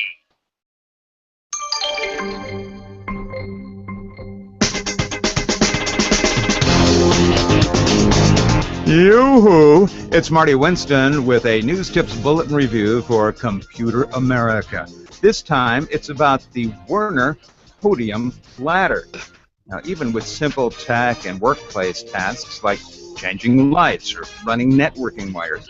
We all sometimes end up with our feet way off the ground, and those top few steps on a ladder never seem safe or stable. So we asked Werner to send their new podium ladder a welcome solution to those frets about falling. The 44.5-pound model that came in is officially an 8-foot fiberglass, and thereby non-conductive ladder, with a 300-pound load rating, but with a different design that makes that top step feel stable even when we want to turn around to either side or backwards. There are a few reasons for that, the least of which is an extra-large platform at that top level. But unlike other ladders, this one doesn't stop at the top step. Above the top platform at about waist height is an extended guardrail with places to hold tools and materials, including an embedded magnet. Standing at the 8-foot top platform level means most people can reach up to 14 feet and still not feel precarious. They do make other heights in case your own workspace is either capped with too low a ceiling or to let the ladder fit, or you need an even higher destination for whatever you're climbing up to do. But the bottom line, the Werner platform ladder is the best gear for heights, for people who haven't fully conquered their fear of heights. This is Marty Winston with a News Tips Bulletin Review for Computer America. Welcome back to the Computer America Show, or as Marty Winston would say, hello, everyone. That was a weird drag queen-like one, but it was funny. Okay, so thank you, Marty Winston, for that News Tip Bulletin Review. And, since it is Friday, second hour, bottom of the hour, it is time to announce our show reminder winner of the week. Ben, it's Wednesday. It's Wednesday. I was trying to freak Craig out, but it didn't work. Didn't work. No. I thought I could get him. It didn't work. Okay, but yeah, no, Wednesday, Sandy Berger joins us, and we're talking about all these great gadgets that she's been reviewing. This is the latest one from YanTouch. We were just wrapping it up, and one of the things that you mentioned right before the break was there was a social aspect to this for some reason. Like, what is that about? Well, it's an app called, let's see if I can find out again what it was called, Real-Time Social. Bedtime social, right? A bedtime social, yeah. Yeah. And it's an app that helps you go to sleep, that sort of thing. I haven't actually tried the app yet, Like, so maybe I'll come back and tell you that next time. Like, I guess the only app that would help me would be, hey, would you like to play soothing dolphin squeals, or would you like to play ocean, waves lapping up on a beach? Like, do you think it's like a sound kind of thing? I don't know if it's a sound thing. I think it's more of a light thing, because they're big on the light kind of, puts you to sleep, like the lights go down, or wakes you up and the lights come up. So All I right, think yeah. that's probably what the app is. Because they do have a website, and their website is just great at showing you all the colors it can do, and obviously very big into mood lighting. So Right. Yeah. And this thing is actually, I'm surprised. I have it sitting right about an arm's length from me. I'm surprised that I'm not getting any reflection from the different colors as it changes, because if you put it in a really dark room, it will light up part of the wall. Well, I can see So it's kind of it's hitting your face, and you have a bluish glow to you. it's blue right now. Yes. Sandy's feeling. So if I turn green, you'll know why. If Sandy's feeling blue right now, if she turns green, we'll know. No. Wait, I'm turning purple now. Yeah, you're matching that iPhone case again. It's a unique device, and it's really quite pretty. All right. Well, there you go. So let's move on to some of the stories here that I wanted to. And it looks like we reported this briefly, but didn't get into details. And that is Google's attempting to reinvent email. Yes, Google Inbox. Have you seen it? No, I yet? have not. Okay, it came out about a week ago, and you know how Google does everything is in beta for a long period of time. Well, this is invitation only. Okay. So you have to get an invite, and you can go to the Google website. It's google.com/inbox, and you can request one. I don't know if you go that route, how long it actually takes. but I got my invite last week. And what it is Gmail on steroids. Okay, it's Gmail now has the different tabs like promotions and updates and things like that. Well, this has more tabs, and it has travel tabs, and it's much smarter than Gmail. It not only accumulates things, but it will pull out your travel plans and you can save email for a certain period of time. You can be alerted later, like, say I want to look at this again in 4 hours or something like that. Mm-hmm. There's some things I don't like about it, but it's just something to be aware of that Google's working on, and that I'm not sure. Now, one of the big things about Gmail was people were accusing, Google of, scanning the Gmails, pulling content from that. Are they going to continue to do that with this mail as well? Like Gmail right now has some ads on it, unless you pay to have the ads removed. And this did not have any ads, but that doesn't mean that they won't put any in later. It's a much cleaner interface, and it seems much smarter, simulating things and showing you pictures and things like that. I don't know,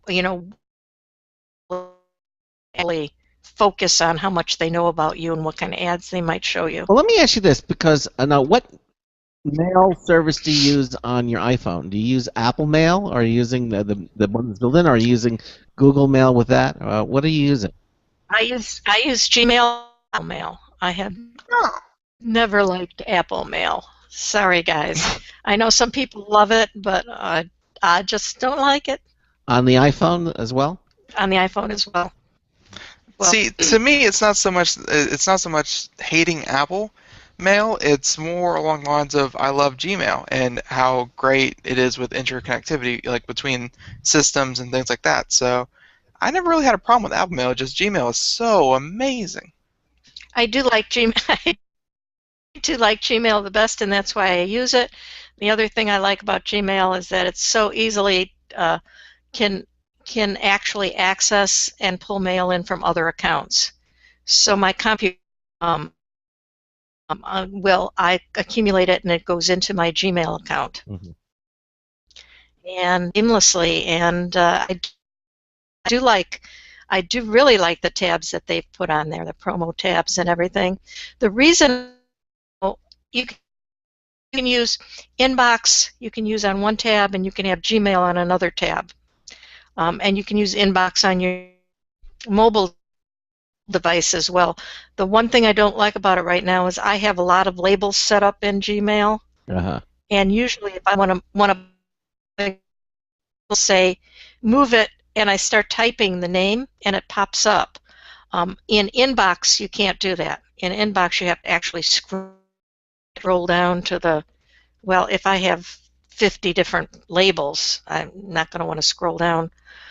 So hopefully that's something that they will fix, but right now it's almost unusable for me for that reason. I can't sort through my mail the way I'm used to doing it. I see. I understand. All right. Well, so you're giving it a thumbs up?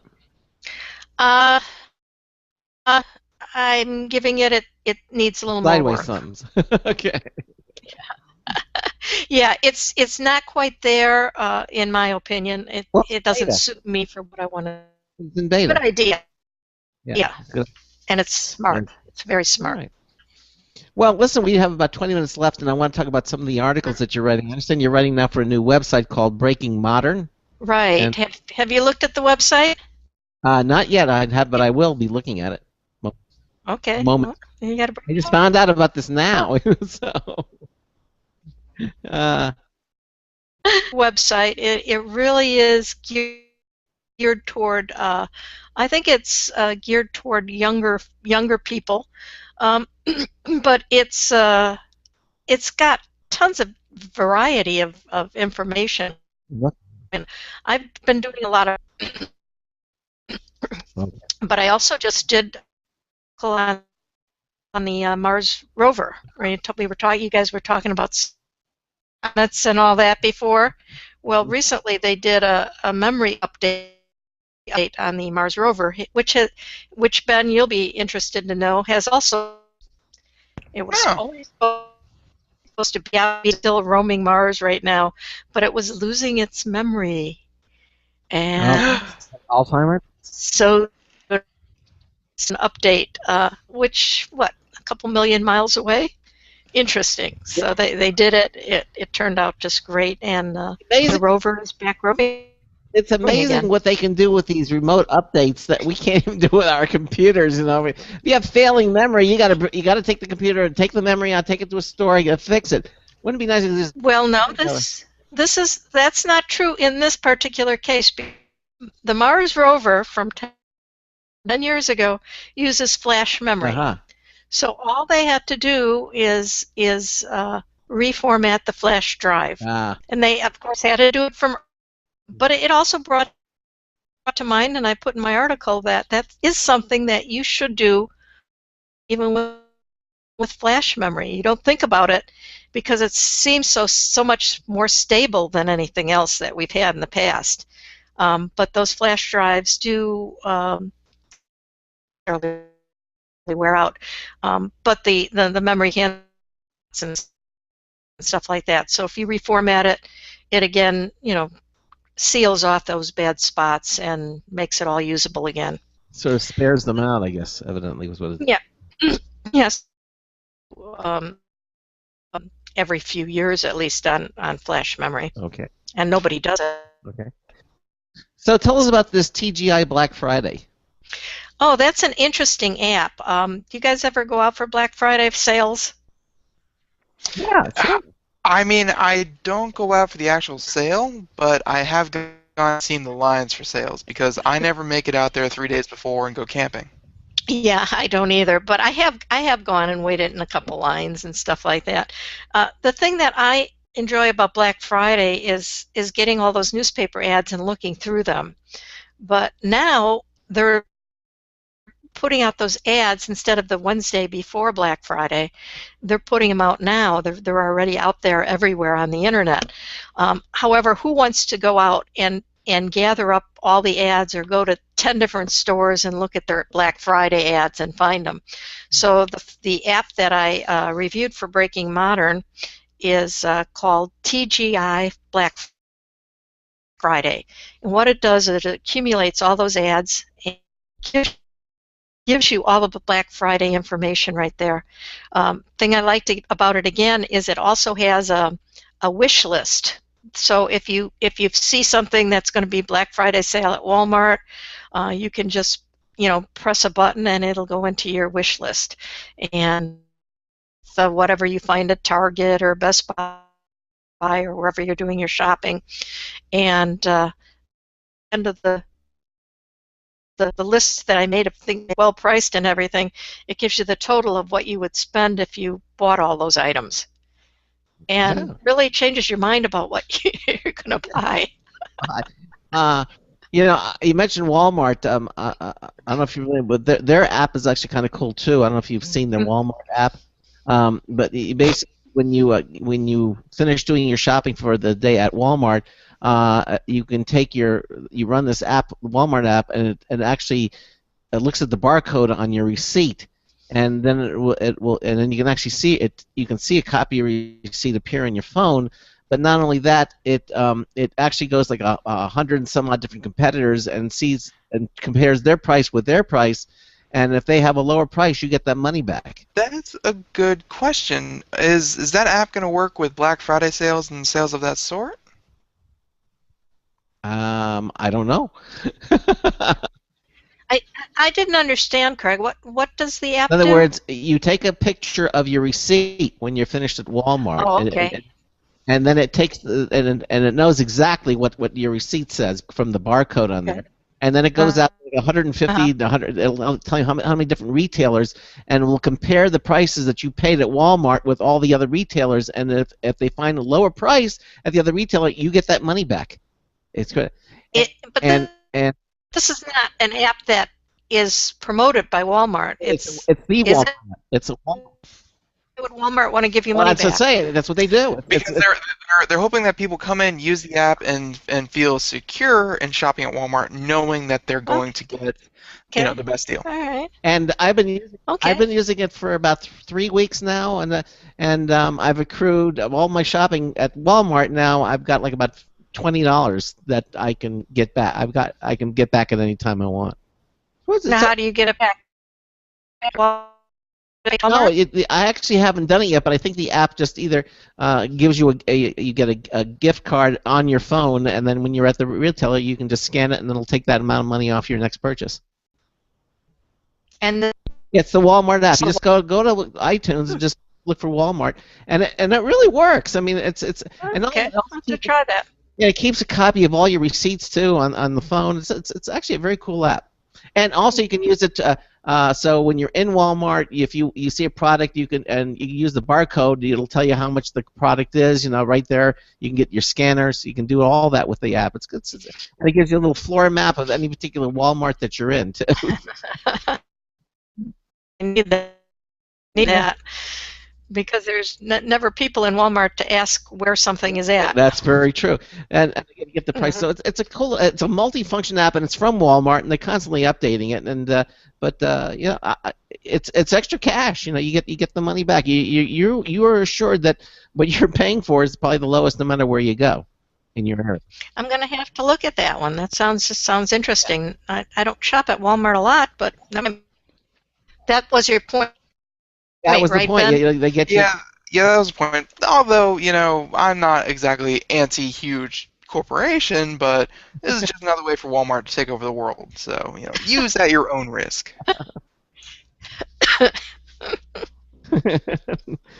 Well, we have to worry about a lot of things, don't we? Yeah, pretty much. Now I'm worried about Walmart taking over the world. Well, between Monsanto and Walmart, you know what? I think we need to save that for Gene Steinberg show. He's on to conspiracy, so that's that. Okay.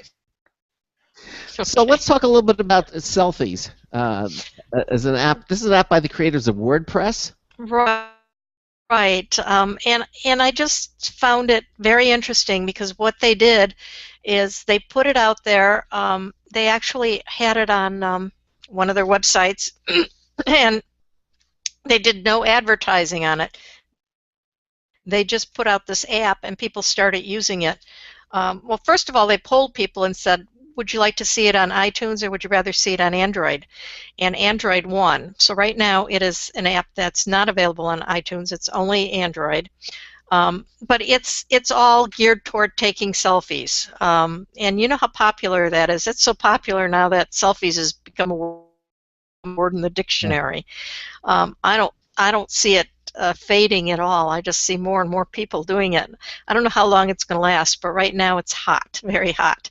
And what they've done with this app is you can share the selfies, and they keep adding things, and they're really responsive. So you can go on the selfies website, and anything that you say, the people from WordPress come in and they actually answer the questions that you ask, or if you have a problem, they take care of it.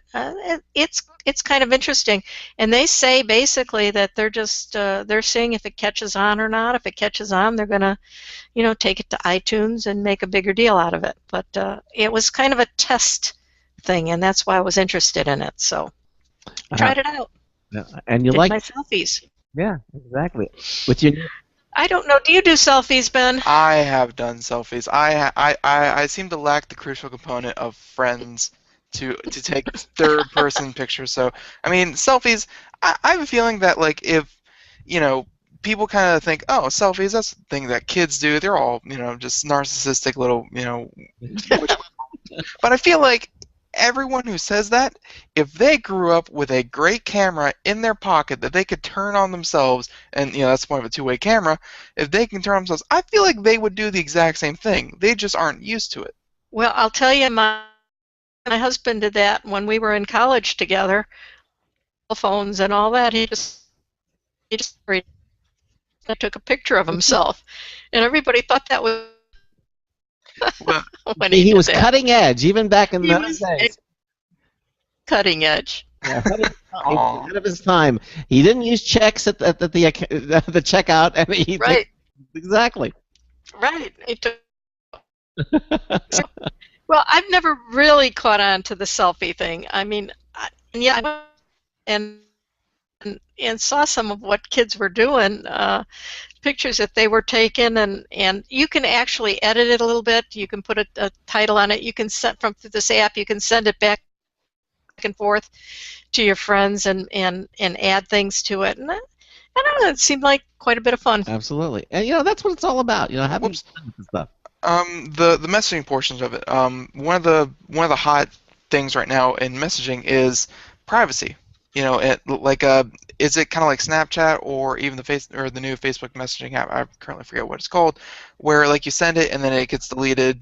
4, 5, 6, 7, 8 seconds later. No, this doesn't.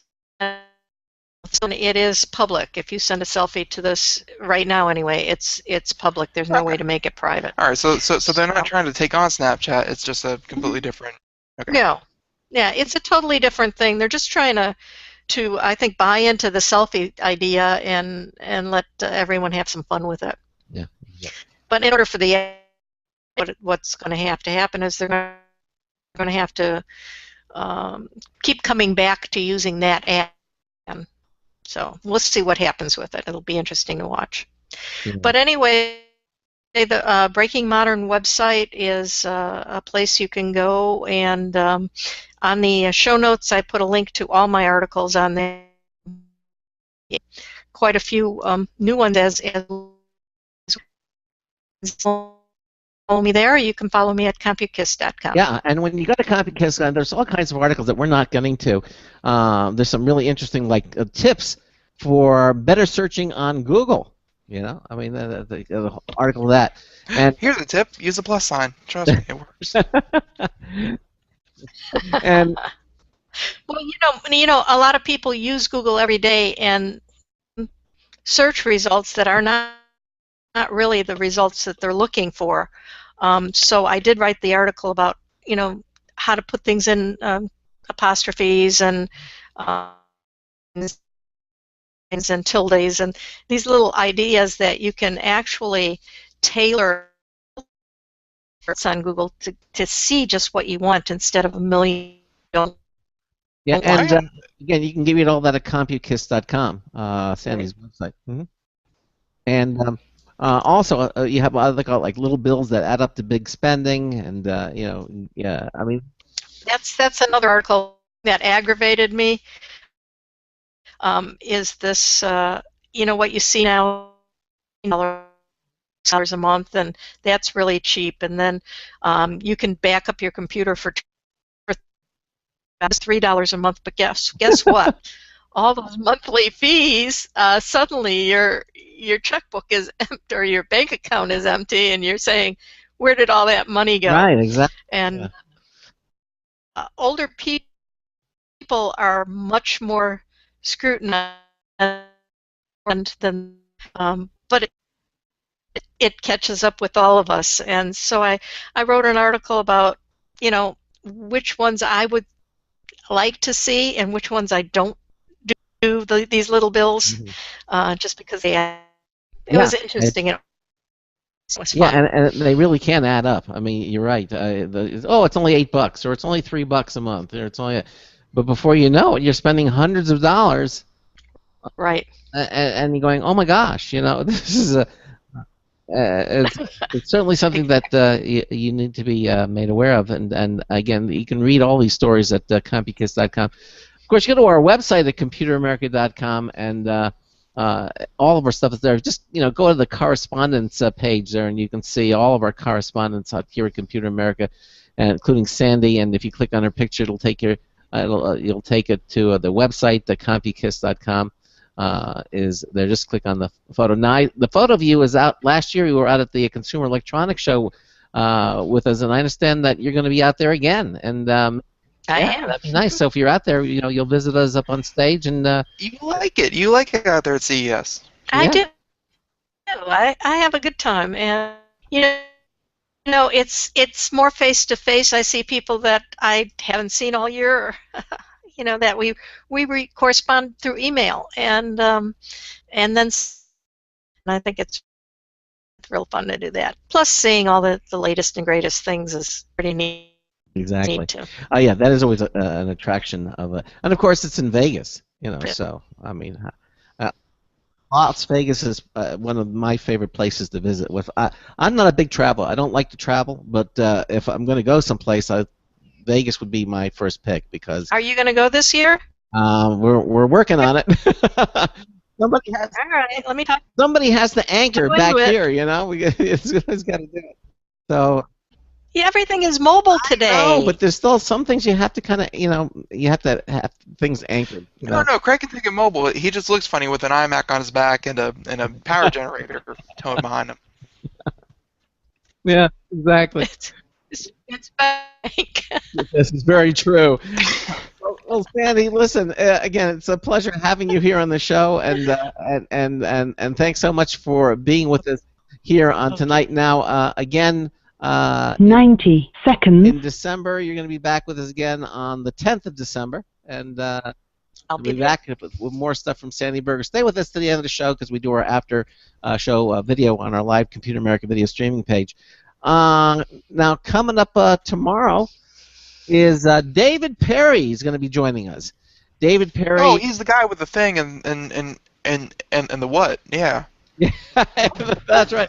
He is the new threat strategist and spokesperson 60 seconds. at F-Secure, and we're going to be talking about all the malware and things that you should look out for. And he's just a fun guy.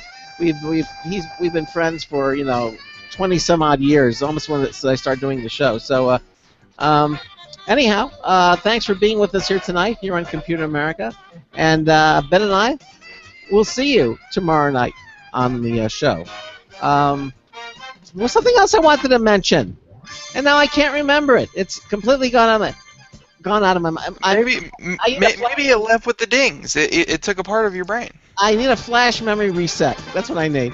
Well, anyway, so until tomorrow night, this is Craig Crossman hoping that your hard disk never becomes floppy. We'll see you tomorrow night. Congratulations to Rosetta. Yeah. Good night, everyone.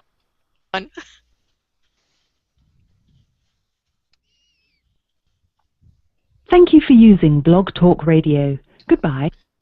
Okay, so we're out of there, and again, all of you watching us on our live Computer America video streaming page, thanks for watching, and Ben and I will see you tomorrow night with David Perry. All right. Good night, everyone. Good night, everyone. Night.